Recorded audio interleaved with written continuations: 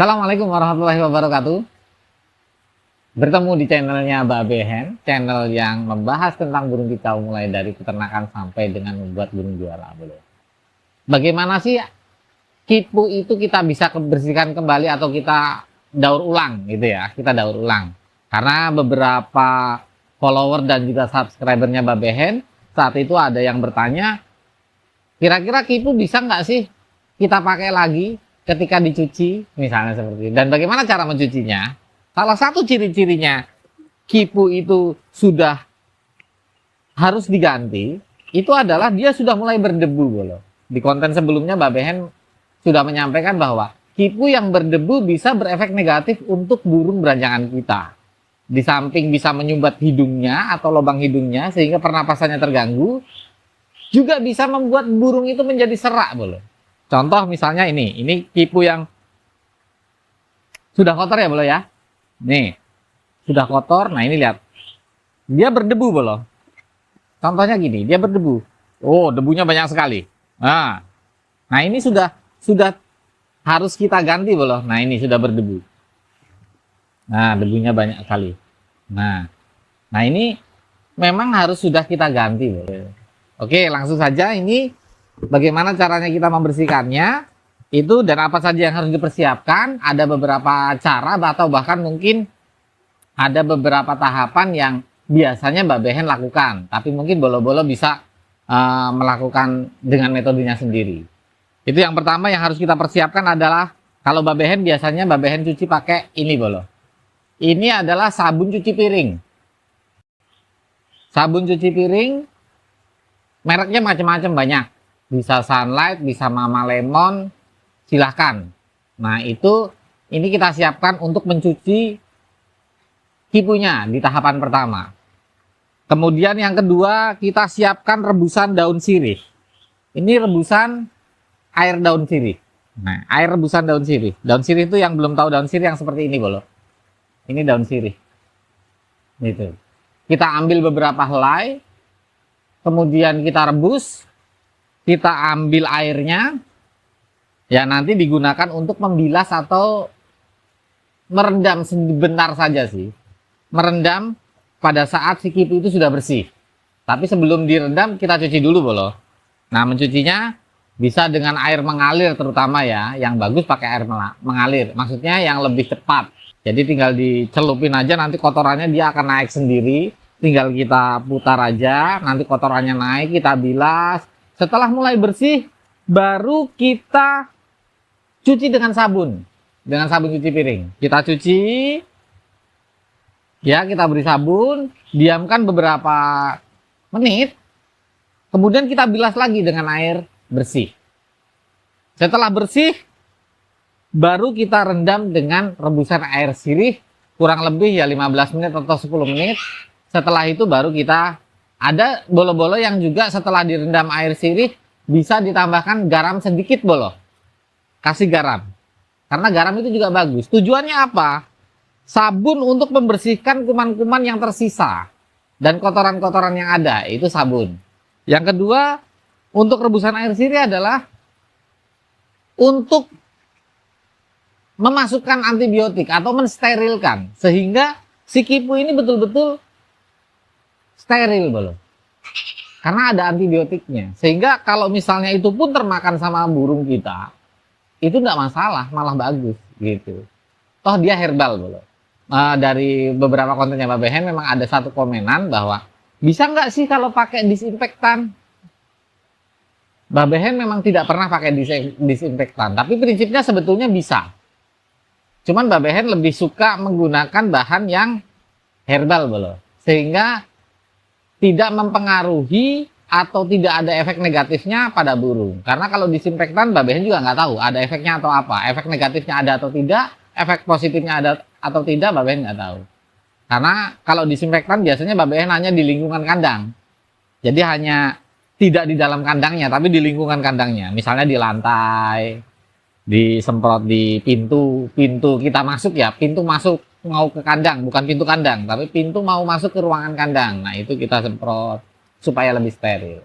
Oke bolo, sekarang langsung kita praktekkan dengan cara satu, misalnya Mbak Behen dengan cara nyuci di air mengalir atau di air sungai atau di air kolam. Maka kebetulan Mbak Behen di kolam. Oke, kita coba ya boleh ya.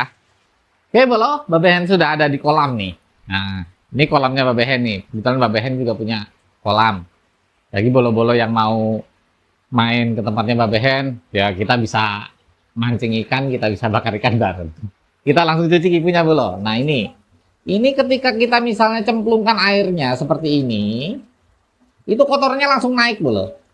Sisa-sisa dari biji, kulit-kulit biji itu langsung naik bolo dia. Wah, langsung naik dia. Nah, ini yang Mbak Behen maksud. Tuh. Dia langsung naik. Kita tinggal putar saja atau kita aduk-aduk di sini, nanti kotorannya naik semua. Nah, ini bolo. Kotorannya langsung naik begini. Dan debu-debunya akan naik juga dia. Terus kemudian kipu yang masih utuh itu dia tetap akan di bawah. Nah, kita putar-putar begini tuh, kotorannya naik sendiri kan boleh kan? Kotorannya naik sendiri dia. Kotorannya naik sendiri. Nah, enaknya kalau di kolam kita tinggal begini aja bolo. Nah, dia nanti kotorannya udah naik sendiri. Debu-debunya pun juga kalau kita gosok-gosok gini, dia akan naik sendiri. Nah itu, lihat tuh. Oh, debunya banyak sekali.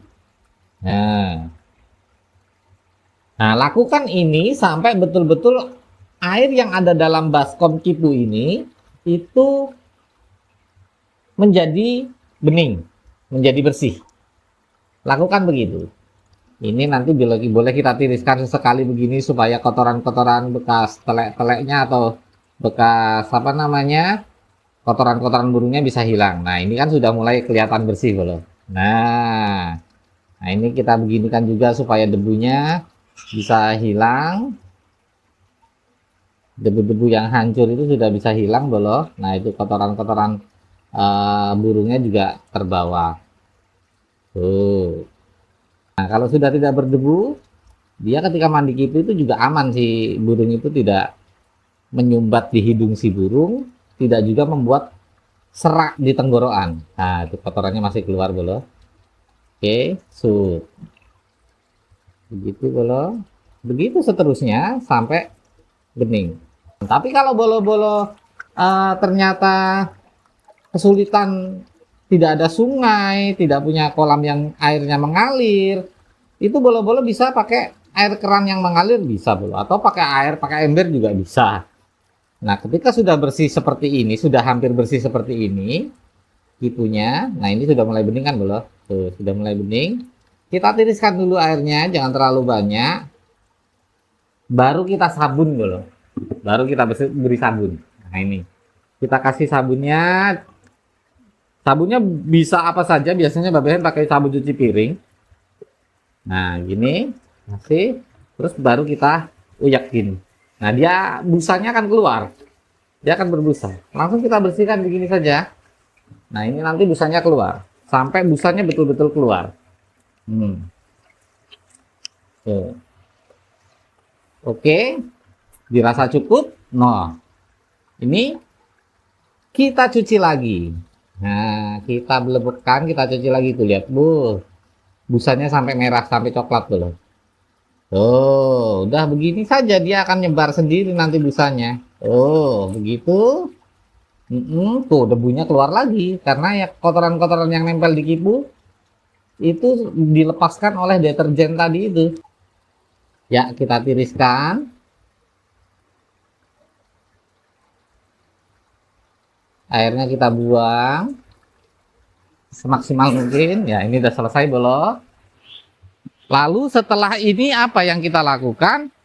Setelah ini kita bolo, airnya sudah kita tiriskan, kita rendam menggunakan rebusan air sirih. Ini bisa dalam posisi panas, bisa dalam posisi tidak panas, bisa. Jadi posisi yang masih mendidih atau masih panas itu juga boleh, tidak panas juga boleh. Nah intinya kita rendam.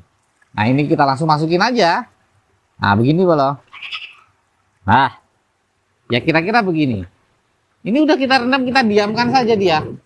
Untuk pendiaman ini, perendaman ini, itu boleh kalau Mbak Behen biasanya kita tunggu kurang lebih sekitar 15-20 menit. Setelah itu baru kita jemur sampai kering dan kipu sudah mulai bisa digunakan. Itu loh.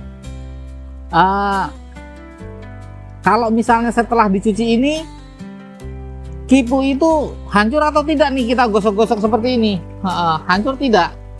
Kipu yang bagus bolo itu tidak mudah hancur, walaupun memang kalau bahannya yang kurang bagus ya, dari bahan tanah liat yang kurang bagus atau dari bata yang kurang bagus, itu mudah hancurnya. Tapi kalau bahannya bagus, insya Allah tidak mudah hancur. Jadi bisa dicuci 1-2 kali masih bisa dipakai bolo. 1-2 kali cuci masih bisa dipakai, sehingga bisa membuat efisien anggaran, membuat efisiensi anggaran agar kita tidak selalu beli kipu banyak-banyak ya. Jadi masih tetap bisa kita bersihkan kipunya. Toh itu juga 1 bulan sekali boleh. Gitu. Tapi kalau sudah 2-3 kali itu bisa kita bisa kita ganti dengan kipu yang baru.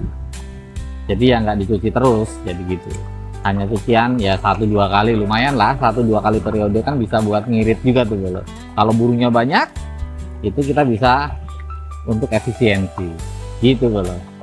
Jadi prinsipnya banyak kipu di pasaran, tapi carilah kipu yang tidak mudah hancur, tidak mudah berdebu gitu. Kalau mau tahu mereknya boleh japri deh nanti deh, karena kalau nyebut merek Mbak Behen nggak enak di sini. Oke bolo, sementara gitu terima kasih, kurang lebihnya mohon maaf, mudah-mudahan bermanfaat.